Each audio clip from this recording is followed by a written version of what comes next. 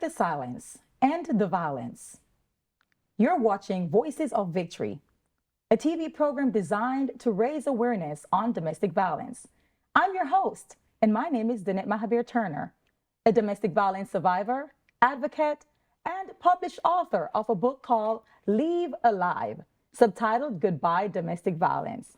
And today, I'm wearing purple, and purple is a symbol of peace, courage, survival, honor, and personal dedication to domestic violence awareness. We have an awesome episode lined up for you today. And without further ado, I want to introduce my guest on today's show, Kayla Myers. She's a director of community engagement for the Merryman House Domestic Crisis Center. Welcome to the show, and thank you for joining me. Thank you for having me. Yes, it's been a long time coming, and what better episode to start with this new show, Voices of Victory, than to invite Merryman House Domestic Crisis Center here on this show to talk about the work that you guys are doing here in our local area. Well, thank you so much. Yes, so I love the mission, saving, building, and changing the lives of those affected by domestic violence. I think that alone just is such a powerful statement. And I have a couple questions I want to ask you, like how did the Merryman House get started? Absolutely. So think back way to 1978. Merryman Kemp, our founder, she started a group called Women Aware with a few local women who started opening their doors to battered women and children. They had no place to go. Police didn't know where to put them. They had done nothing wrong, but there was just no resource. Wow. And so Merryman and Women Aware at the time opened their doors. So these were their personal homes. They said, come on in. We've heard from Merryman's son that he would come home and there would be kind of a random family there. Wow. But that's how personal it was. They opened their personal doors. And so they just continued to grow and continue to provide resources for survivors. And they started serving men in the 80s, started providing all sorts of wraparound resources. And then in the early 2000s, the organization changed its name to Merryman House Domestic Crisis Center in honor of her. And we've just continued to provide support and resources to survivors of domestic violence ever since. And this year, we're actually celebrating our 45th year of incorporation as an agency. That's impressive. So we're so proud and so thankful for her to just open that door for the very first time, because it's opened doors for decades for survivors in our area. Wow. Thank you for sharing that. Absolutely. And so what are the areas that you guys are currently serving? As far as locations, we have actually been the state designated domestic violence shelter for the Purchase region, so the 8 westernmost counties of Kentucky, since the 70s, since the, I'd say, late 70s when they started, early 80s. We are a part of Zero V, which is the state coalition of domestic violence shelters, a network of shelters across the state. So there are 14 other programs just like ours, so survivors can find support in any Kentucky county similar to ours. I love that. Love that. All right. What are some of the services offered at Merryman House today, and to whom are those services offered to? Sure. So we offer services to any survivor of intimate partner violence. And so if there is abuse in an intimate partner relationship, so a romantic relationship, it could be men or women, children, so meaning dating violence is also included in our services. They can receive services like emergency shelter.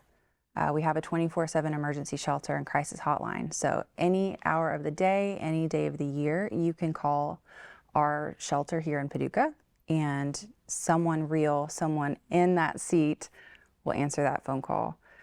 We also provide safety planning services. So if someone does or does not want our services but just wants to know how to stay safe in a specific situation, they can call anytime.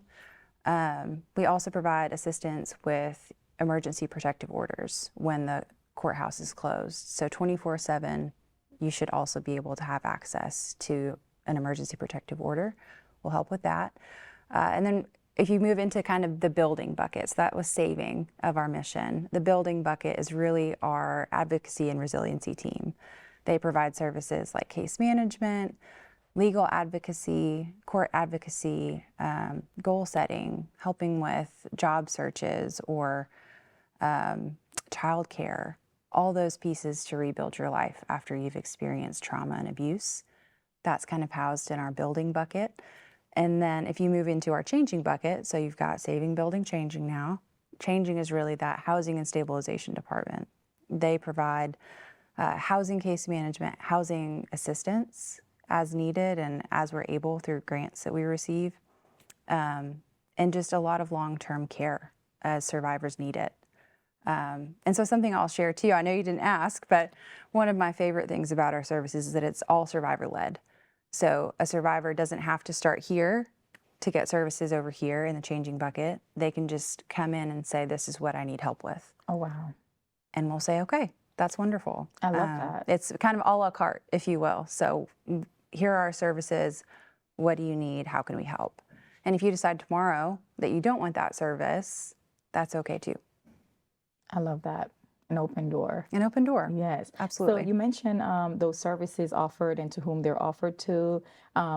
How extensive, like counseling? Because I know when I was a domestic violence victim at the time, counseling meant a lot to me. And, even afterwards, the trauma and the triggers, what services are offered through Merryman House? Absolutely. So we do have a licensed clinician on staff who sees clients for therapy. Unfortunately, one person is not enough to meet that need because so many survivors do find it beneficial to move on or to cope with the everyday.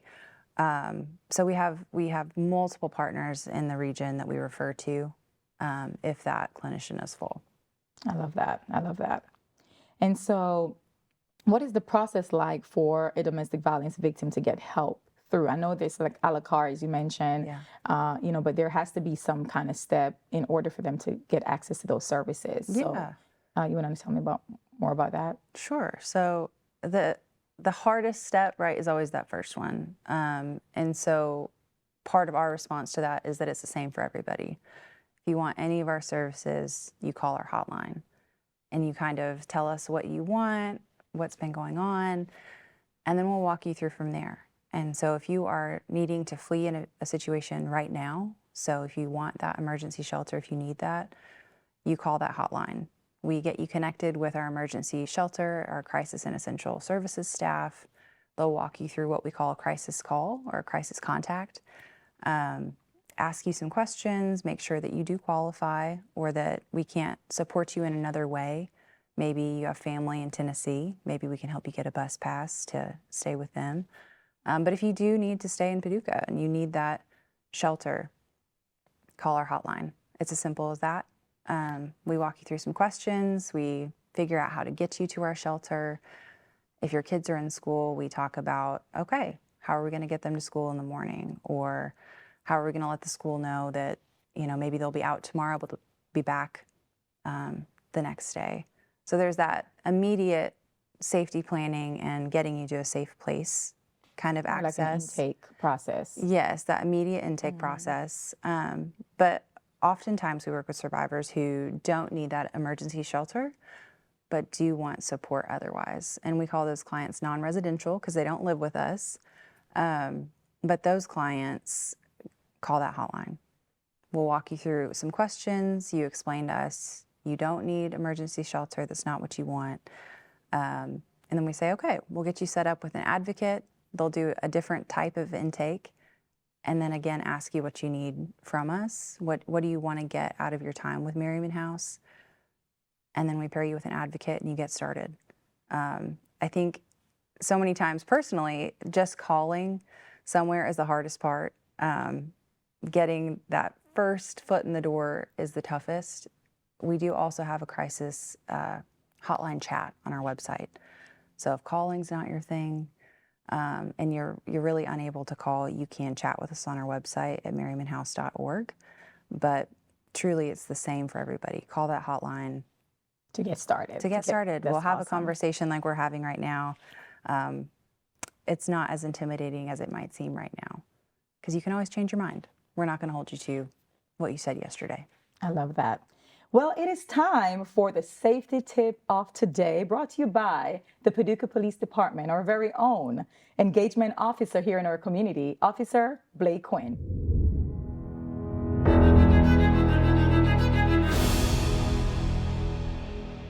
Hello everyone, Officer Quinn here from the Paducah Police Department. Let's talk about a crucial safety measure, the quick exit bag. So you may ask yourself why you need a quick exit bag. Well, in certain situations, you might need to leave swiftly. Having a bag ready ensures you and your loved ones don't leave essential items behind, especially in high-stress moments. Everyday essentials. So don't forget daily necessities. This includes clothing suitable for a few days, any required medications, and specific items for your children or pets. So you also need to think about vital documents. These are papers that prove who you are and establish your rights. Consider packing things such as personal identification like birth certificates and driver's licenses, legal documents including marriage, divorce, or custody papers, and any restraining orders that exist. You might want to consider immigration documents if they're applicable, so those would include green cards, work permits, or other papers. Also consider your children's essentials, such as school records and immunization documents.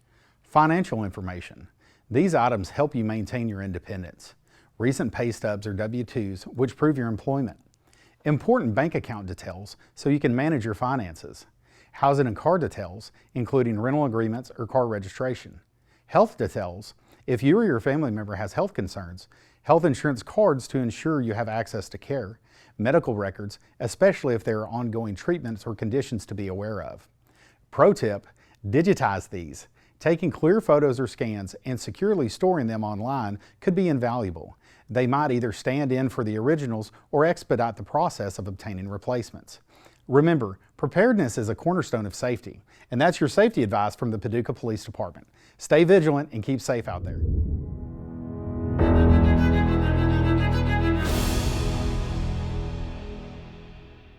That was the safety tip of today, brought to you by the Paducah Police Department, our very own Officer Blake Quinn, the Community Engagement Officer. And as we resume, we are talking with Kayla Myers, Director of Community Engagements from the Merryman House Crisis Center. Welcome back. Thanks for having me again. Yes. So what steps are taken to keep victims safe from their abusers? It's a big question, right? So I'll take this opportunity to say, and I think to hopefully validate survivors who might be watching, anything that you do or don't do is never the cause of abuse. And so if someone chooses to abuse you in any way, it's not because you didn't safety plan well enough or you didn't lock your door. That's not your fault. Someone shouldn't make the choice to come in and abuse you. So with that kind of precursor, there are ways that we try to help survivors avoid it. And we do serve survivors who are still in abusive relationships. You don't have to be out to come access our services. We know it takes an average of 7 times for a survivor to leave an abusive relationship for good. 7 times. Wow. Every time I hear that or I repeat that statistic, kind of gives me chills. And so if there's anything we can do to remove barriers along the way to lessen that number, we will. And sometimes that's safety planning. That's kind of what we call the answer to your question. How do we keep survivors safe from abusers? So it varies based on the survivor's experience. And every time this safety planning session should be survivor-led. So what's worked for you in the past? Generally, if you keep your doors and your windows locked, does that keep so-and-so away? Does your boss at work know? Are you comfortable with telling your boss or a trusted coworker that if you see that person to call the police? Have you turned off your location on your phone, on Snapchat, on Instagram? Any way to track where you physically are? If you're on our premises, our Paducah location has some pretty intense security if you've ever been there. We are open to the public now in the way that people know where we are. We have a road sign, but you still have to have an appointment. You'll get to a gate. Our whole facility is gated. We do have security and questions we'll ask to make sure that you are who you say you are and you're supposed to be there. Video surveillance on campus. External doors are locked, and we've got some internal processes that make us all feel safer on campus. But I love that. in the community too, that's normally where survivors are. Are you walking to and from work? What's co-parenting like? And so when we talk about keeping survivors safe, it's a lot of questions asked to them. What's made you feel safest in the past?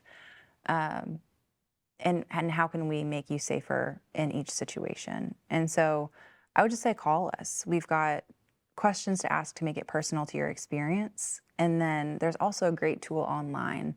If you go to loveisrespect.org, they have an interactive safety planning tool that will ask you all those kind of same questions, but it'll allow you to save your own safety plan, print it out, do whatever you want to with it, or just revisit some questions that you might not have thought of in the moment.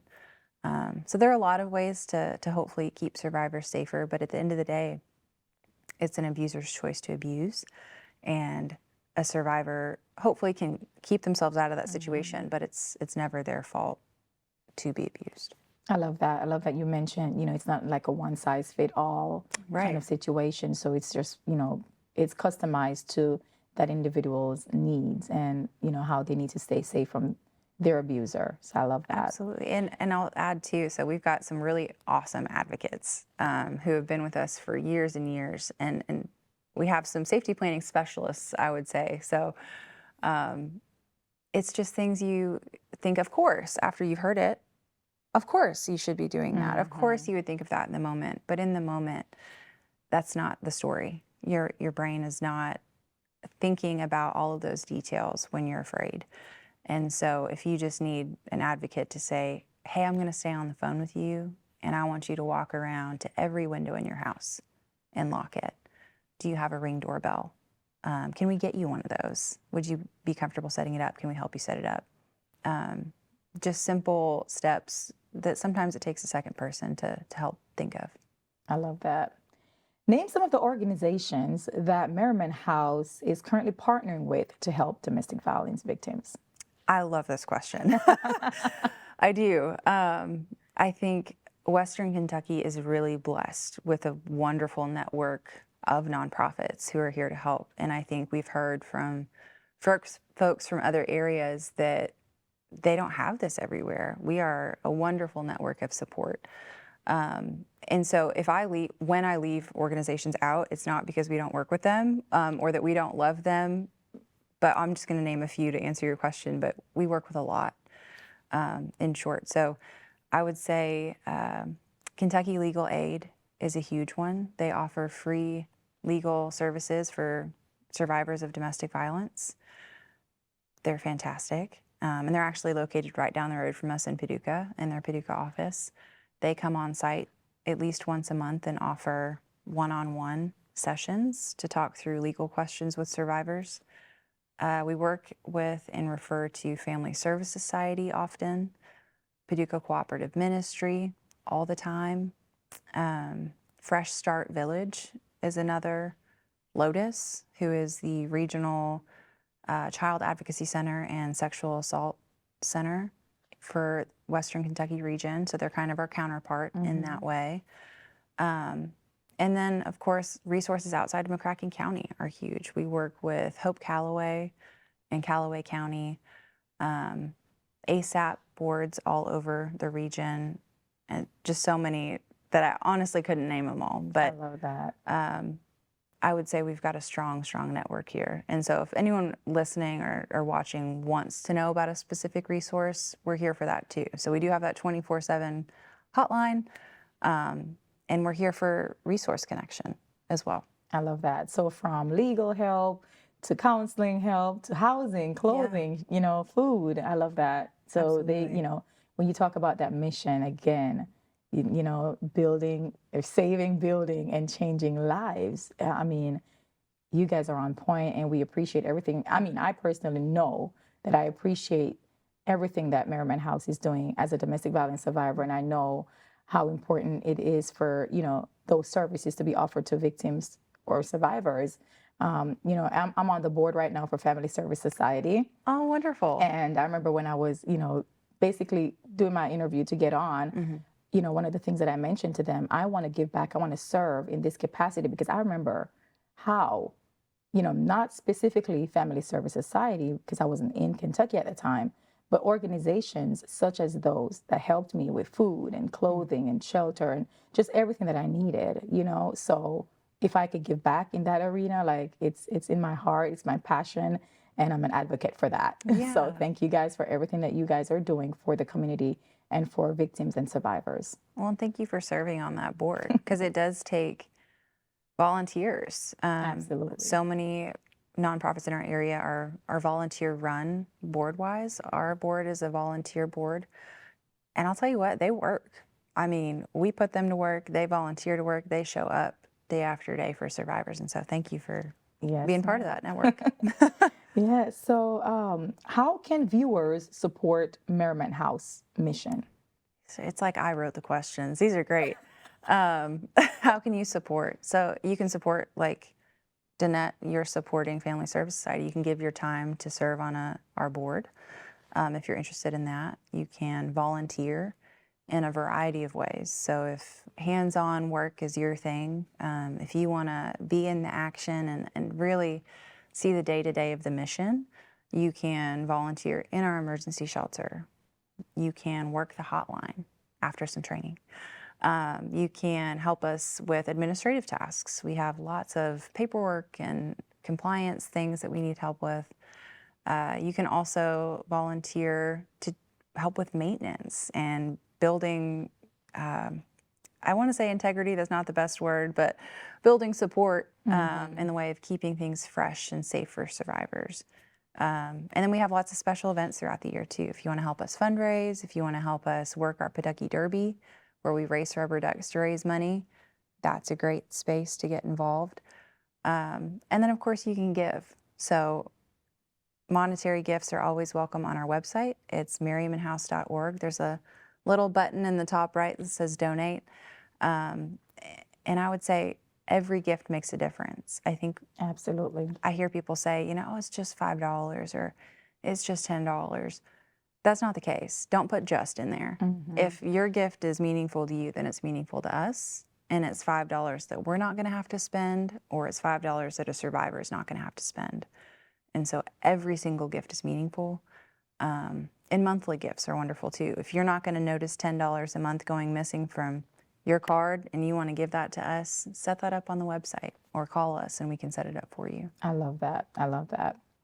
All right. So do you want to share how they can get connected with you, like supporters, donors, those who are interested in helping or volunteering or, you know, becoming potential partners? How can they get in contact? Absolutely. You know, the website, I know if there's a number, email, if they need to contact you, we'd love that information. So I would say whatever's easiest for you, because we'll answer all of those inquiries. So the easiest place would be to call us, 800-585-2686. And that is the same number as our crisis line, but that's okay. We'll get you the right place. Or you can visit our website. It's merrymanhouse.org. And you'll find a little bit more information about volunteer areas, a little bit more information about giving. You can contact us there, or you can email us, info@merrymanhouse.org. I love that. Thank you, Kayla, for being on this show. I appreciate your time and all the information that you've shared. Thank you again. Thank you for having me so much. Absolutely. I want to take the time, if you're watching or listening, to share the National Domestic Violence Hotline with you. Call 1-800-799-7233 or text the word BEGIN, BEGIN, to 88788. Remember, you are not alone, and you are fearfully and wonderfully made. I've been your host. My name is Danette Mahabeer-Turner, and thank you for tuning in to Voices of Victory.